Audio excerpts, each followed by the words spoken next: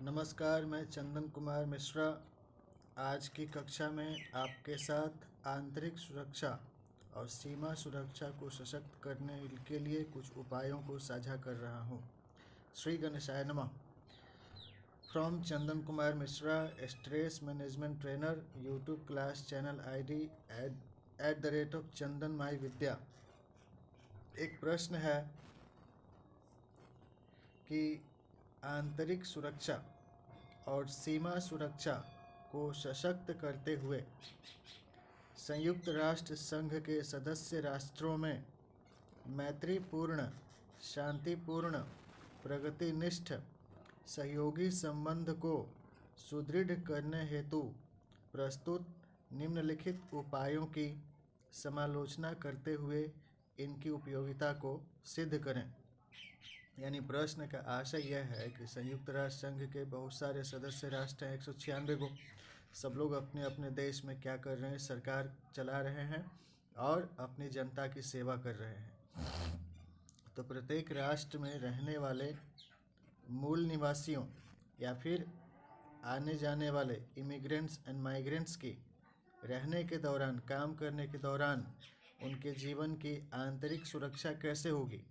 और सभी देश अपने अपने बॉर्डर की सुरक्षा कैसे कर सकते हैं, इसको शांतिपूर्वक ढंग से कैसे किया जा सके, कैसे सशक्त किया जा सके, इसके ऊपर आपको सोचना है और शांति को स्थापित करने के लिए अपना सुझाव देना है। तो प्रश्न एक बार दोबारा सुन लीजिए कि आंतरिक सुरक्षा और सीमा सुरक्षा को सशक्त करते हुए संयुक्त राष्ट्र संघ के सदस्य राष्ट्रों में मैत्रीपूर्ण, शांतिपूर्ण, प्रगतिनिष्ठ, सहयोगी संबंध को सुदृढ़ करने हेतु प्रस्तुत निम्नलिखित उपायों की समालोचना करते हुए इनकी उपयोगिता को सिद्ध करें। हर एक पॉइंट को सिद्ध करना है अपने व्याख्या से। पहला, सभी देशों में लोगों को राजनयिक मिशन, धर्म यात्रा, पर्यटन, व्यापार और सेवा के लिए बिना हथियार के शांतिपूर्वक आने जाने में परिवहन के विविध रास्ते में रहने, खाने और यात्रा की व्यवस्था के साथ सहयोग करते रहें। दूसरा, सीमा विवाद समाधान हेतु अंतर्राष्ट्रीय न्यायालय में सुनवाई की जानी चाहिए। तीसरा, यानी दूसरा बात का जो मतलब हुआ, पहला बात ये हो गया कि अगर किसी देश से, पहला पॉइंट है, सभी देशों में लोगों को राजनयिक मिशन, धर्म यात्रा, पर्यटन, व्यापार, सेवा के लिए बिना हथियार के शांतिपूर्वक आने जाने में, परिवहन के विविध रास्ते में यात्रा के दौरान और रहने खाने की व्यवस्था के साथ सहयोग करते रहें। यदि लोग एक देश से दूसरे देश में आ जा रहे हैं तो राजनयिक मिशन से जाते हैं, धर्म यात्रा के लिए जाते हैं, पर्यटन के लिए जाते हैं, व्यापार के लिए जाते हैं, सेवा के लिए जाते हैं, तो आने जाने के दौरान उनका सिक्योरिटी चेकअप किया जाए कि वो बिना हथियार के कहीं यात्रा करें। उनका पूरा सिक्योरिटी चेक कर दिया जाए और जो जहाँ गए तो वहाँ रहने खाने में उनका ध्यान रहे, सुरक्षा सर्विलांस रहे, कौन आदमी कहाँ से आ गया, कहाँ गया, किस टोली में गया, क्या खाने पीने की व्यवस्था हुई, कब तक रहा, कब वापस गए, इसके लिए निरीक्षण और सहयोग किया जाना चाहिए। इससे सुरक्षा और शांति बनी रहेगी। दूसरा, सीमा विवाद समाधान हेतु अंतर्राष्ट्रीय न्यायालय में सुनवाई की जानी चाहिए। मान लिया दो देश के बीच में किसी कारण से उनके बॉर्डर पर अगर तनाव हो गया, एक आध कोई फायरिंग कर दिया इधर से चाहे उधर से, तो सीज फायर घोषित करके, युद्ध विराम घोषित करके, जिस मैटर को लेके लड़ाई झगड़ा हुआ है, या तो हाई कमांड के ऊपर उनका बात हो, दोनों देश के हायर ऑफिशियल के लेवल पे उसके लिए डिबेट हो, डिस्कशन हो, आर्बिट्रेशन हो, नेगोशिएशन हो। इससे क्या होगा, लोगों का जान बचेगा। और सीमा विवाद का जो विषय है, इसके समाधान हेतु अंतर्राष्ट्रीय न्यायालय में सुनवाई की जानी चाहिए। सुनवाई करने से कोई 2 घंटा बोलेगा, कोई 3 घंटा बोलेगा, तो फिर ये भी 1 घंटा बोल के मेकअप करेगा, फिर वो 2 घंटा बोलेगा, तो ये भी 3 घंटा बोलेगा। तो इसे बात विचार करते करते क्या होगा, आदमी ज़्यादा से ज़्यादा थकेगा, लेकिन किसी का जान नहीं जाएगा, सबका जान बचेगा। इसलिए सीमा विवाद समाधान हेतु अंतर्राष्ट्रीय न्यायालय में सुनवाई की जानी चाहिए और समझौता स्थापित की जानी चाहिए पत्राचार के द्वारा, लेटर के द्वारा, एग्रीमेंट के द्वारा। इस पे आप अपना विचार और व्याख्या करिएगा। तीसरा पॉइंट है, किसी भी देश में सक्रिय सशस्त्र विरोधी संगठन को समझाकर उन्हें देश की विभिन्न सुरक्षा सेवाओं में नियुक्त करने का प्रयास किया जाना चाहिए, ताकि वे देश के साथ लड़ने को छोड़कर देश की सुरक्षा के लिए नागर सैन्य सुरक्षा सेवाओं, सिविल डिफेंस सिक्योरिटी सर्विसेज के लिए सेवा प्रदाता बन सके। लोगों की अलग अलग कार्य कौशल दक्षता होती है, कुछ लोग पढ़ाकू होता है, कुछ लोग लड़ाकू होता है, तो उसको पकड़िए और बोलिए कि तुम देश के साथ नहीं लड़ो, तुम देश के लिए लड़ो। और सेना में, पैरामिलिट्री फोर्सेस में, पुलिस में, सिविल डिफेंस के अलग अलग चीज़ में उनको पकड़ के ट्रेनिंग दे करके, भर्ती करवा करके बॉर्डर फ्रंटियर्स के रूप में अथी करवा दीजिए, नियुक्त कर दीजिए, ताकि वो देश के अंदर सशस्त्र विरोध नहीं कर सकें और उनका सेना में बहाली हो जाए, भर्ती हो जाए, और वो सेना के साथ मिल करके, सिविल डिफेंस पुलिस के साथ मिल करके देश की रक्षा के लिए काम करें। इसके लिए अनुनय विनय, समझौता, पकड़ धरपकड़, न्यायिक कार्रवाई, दंड, पुनर्वास, सुधार कार्यक्रम और नियुक्ति का प्रयास किया जाना चाहिए। यानी किसी भी देश में सक्रिय सशस्त्र विरोधी संगठन को समझाकर उन्हें देश की विभिन्न सुरक्षा सेवाओं में नियुक्त करने का प्रयास किया जाना चाहिए, ताकि वे देश के साथ लड़ने को छोड़कर देश की सुरक्षा के लिए नागर या सैन्य सुरक्षा सेवाओं, सिविल डिफेंस सिक्योरिटी सर्विसेज के लिए सेवा प्रदाता बन सकें। इन सब के ऊपर आप अपना समालोचना करके लिखिएगा, व्याख्या कीजिएगा। चौथा, दलित, दमित, वंचना और शोषण के पीड़ित लोगों को त्वरित राहत देना चाहिए और उनका न्यायपूर्वक विकास की मुख्य धारा में समावेश किया जाना चाहिए, ताकि वे उग्रवाद और आतंकवाद के अपराध नहीं करें और सभ्य समाज में समाजोपयोगी उत्पादक कार्य करें। उदाहरण के लिए देखिए, बहुत अच्छे मित्र लोग भी आपस में बात कर रहे हैं, खेल रहे हैं। एक आदमी गलियाना शुरू कर दिया तो गाली दे रहा है, तो गाड़ी का क्लच, ब्रेक, गियर, एक्सेलरेटर उसको नहीं पता है, वो कुछ न कुछ बोल दिया, वो गर्म होके बोल दिया, दूसरा भी गर्म दिया, वो गर्म हो गया तो मारा पीटी कर लिया, बोला कि हमको क्यों दबा रहे हो। तो उसको भी बचाना है, इसको भी बचाना है। तो कोई अपने आप को दलित समझता है, दमित समझता है, वंचना समझता है या शोषण के पीड़ित लोग समझते हैं, तो उनको त्वरित राहत देना चाहिए और उनका न्यायपूर्वक विकास की मुख्य धारा में समावेश किया जाना चाहिए, ताकि वे उग्रवाद और आतंकवाद के अपराध नहीं करें और सभ्य समाज में समाजोपयोगी उत्पादक कार्य करें। अगली बात है, समाज में व्याप्त विविध प्रकार के दीवानी और फौजदारी विवादों के त्वरित निस्तारण के लिए सरकार प्रशासन के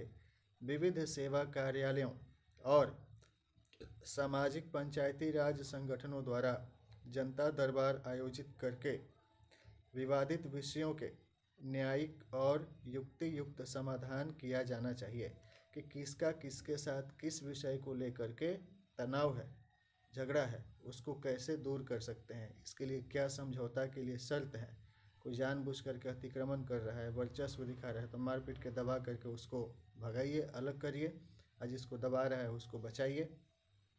और एग्रीमेंट करवा करके, समझौता करवा करके, बॉन्ड पेपर पे साइन करवा करके उस विवाद को समाधान करवाइए, ताकि तनाव इतना न बढ़े कि कोई किसी का जान ले ले। इसलिए समाज में व्याप्त विविध प्रकार के दीवानी फौजदारी विवादों के त्वरित निस्तारण के लिए सरकार प्रशासन के विविध सेवा कार्यालयों और सामाजिक या पंचायती राज संगठनों द्वारा जनता दरबार आयोजित करके विवादित विषयों के न्यायिक और युक्ति युक्त समाधान किया जाना चाहिए, ताकि समाज में मारपीट, हड़प, लूट, अतिक्रमण, किडनैप, रंगदारी वसूली, शारीरिक, सामाजिक, आर्थिक, मनोवैज्ञानिक हिंसा से पीड़ितों को सुरक्षा प्रदान किया जा सके। अक्सर क्या देखा गया है, ऑब्जर्व किया गया है कि कोई किसी के खिलाफ केस कर दिया, केस करने के बाद कोर्ट में गया, उस व्यक्ति पर ऑब्जेक्शन लगा कि उस व्यक्ति का जितना किया गया काम काज है, कहीं कहीं वो कुछ प्रगतिशील काम भी कर रहा है, उसका फाइल का नकल निकलवा करके चुपचाप उसको क्या कर रहा है, फॉलो कर रहा है, उसको परेशान कर रहा है, वैसे लोग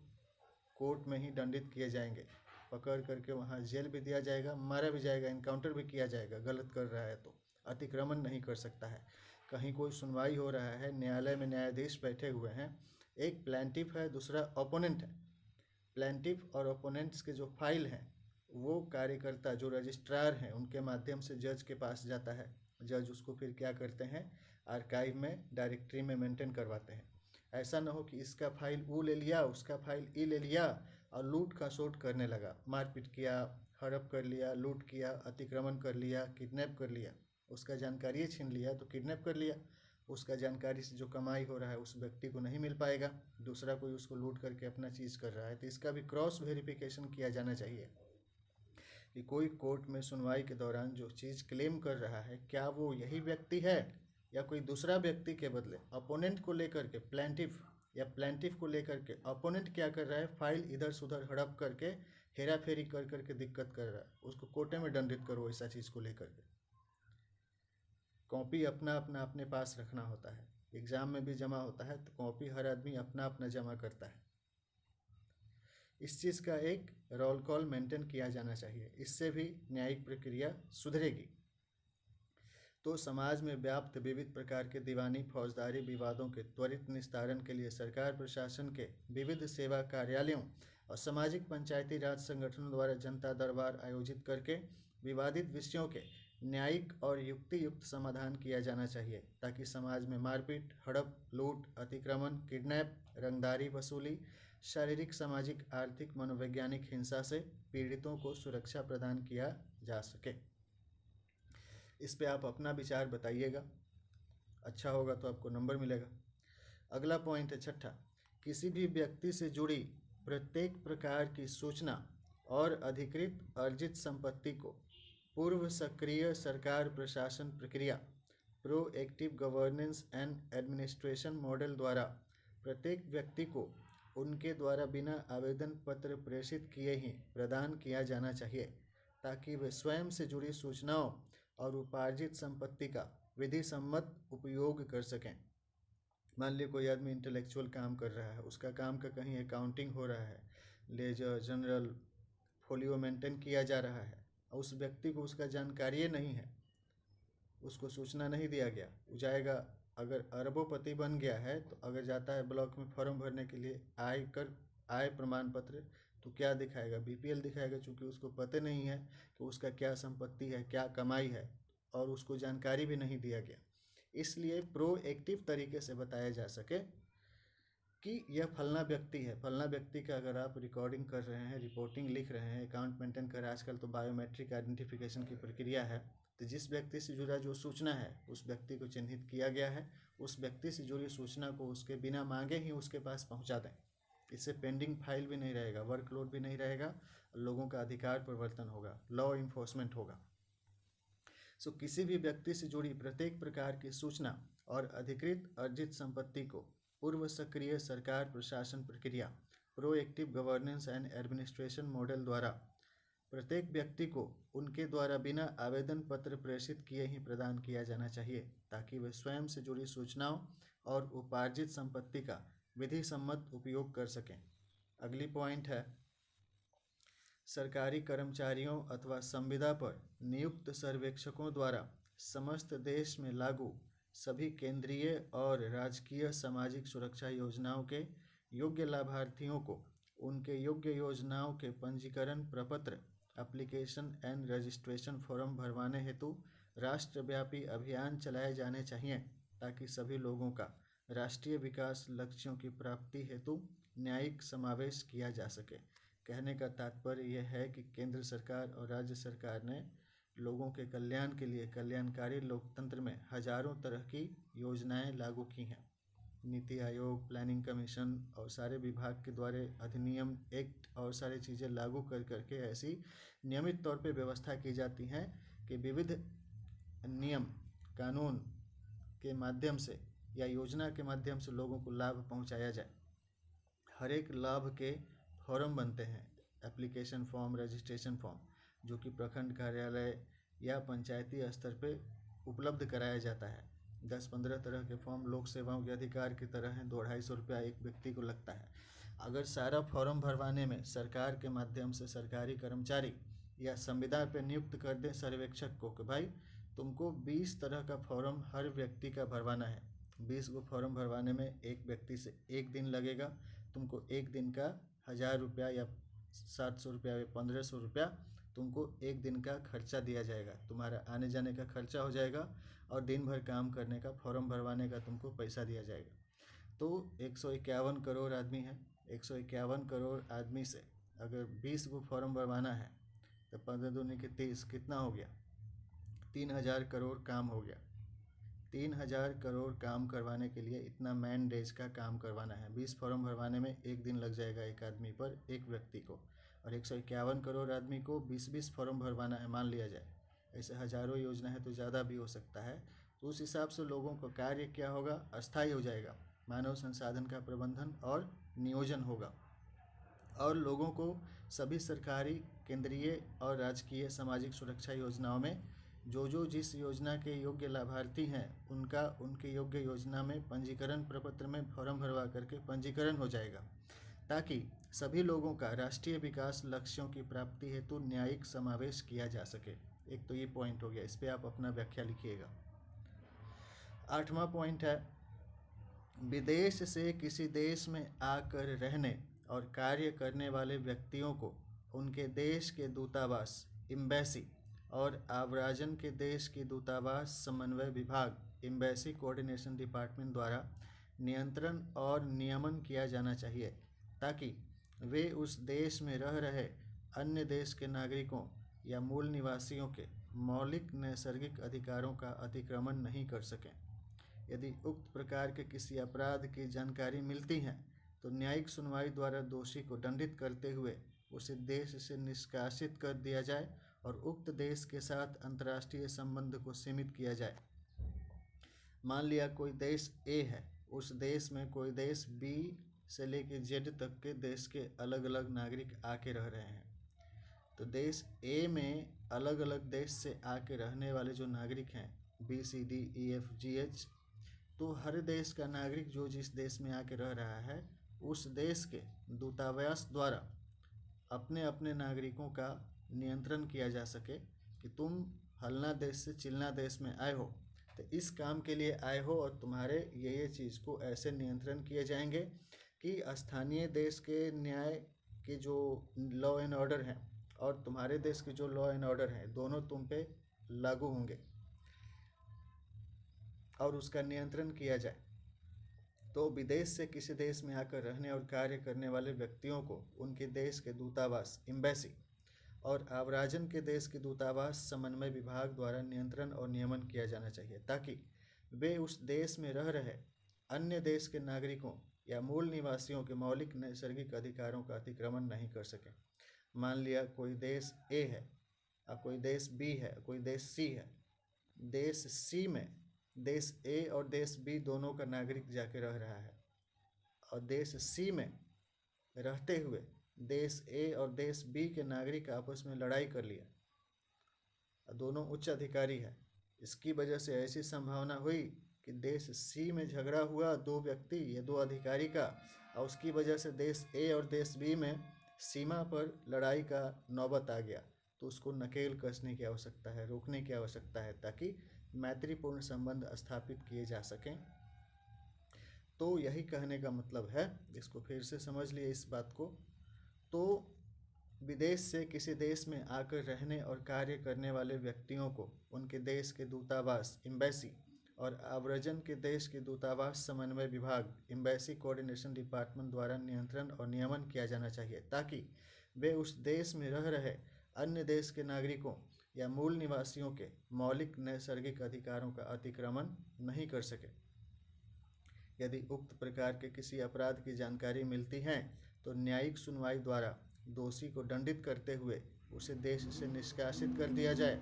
और उक्त देश के साथ अंतर्राष्ट्रीय संबंध को सीमित किया जाए, ताकि व्यवस्था सुधरा रहे, मैत्रीपूर्ण संबंध बना रहे। अगला बात है, ताकि उपरोक्त परिस्थितियों से पीड़ित मानव के मानवाधिकार की सुरक्षा हो सके, रिफ्यूजी क्राइसिस का मैनेजमेंट हो सके, शरणार्थी समस्या का समाधान हो सके, ह्यूमन राइट्स का प्रोटेक्शन हो सके, ह्यूमैनिटेरियन सर्विसेज डिलीवरी की जा सकें, ताकि उपरोक्त परिस्थितियों से पीड़ित मानव के मानवाधिकार की सुरक्षा हो सके और संबंधित देश की संप्रभुता, राष्ट्रीय एकता और अखंडता को सशक्त करते हुए उस देश के सरकार प्रशासन में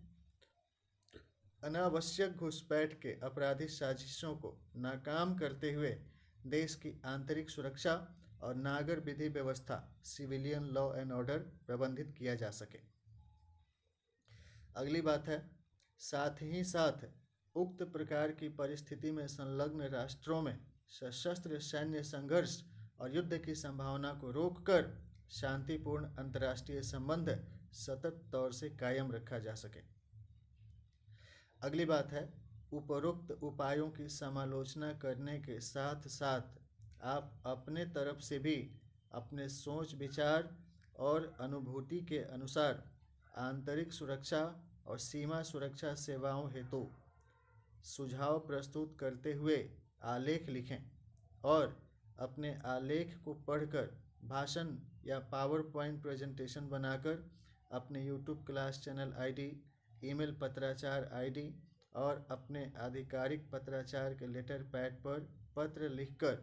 आंतरिक सुरक्षा और सीमा सुरक्षा सेवाओं प्रदाता राष्ट्रीय और अंतर्राष्ट्रीय संगठनों को प्रेषित करके परम यश के भागी बने। उक्त प्रकार से आपको इस विषय पर के परीक्षा में अच्छे नंबर से सफलता मिल सकती है। साथ ही साथ शांतिपूर्ण विश्व व्यवस्था बनाए रखने के लिए आपके द्वारा प्रदत्त आपकी भी बौद्धिक सेवाओं के लिए आपको शांति पुरस्कार, सम्मान और प्रशस्ति पत्र भी प्राप्त हो सकते हैं। धन्यवाद। अगली कक्षा में आपके साथ और विषयों को साझा करेंगे। तब तक के लिए आपको चंदन कुमार मिश्रा की तरफ से शुभकामनाएं। श्री गणेशाय नमः।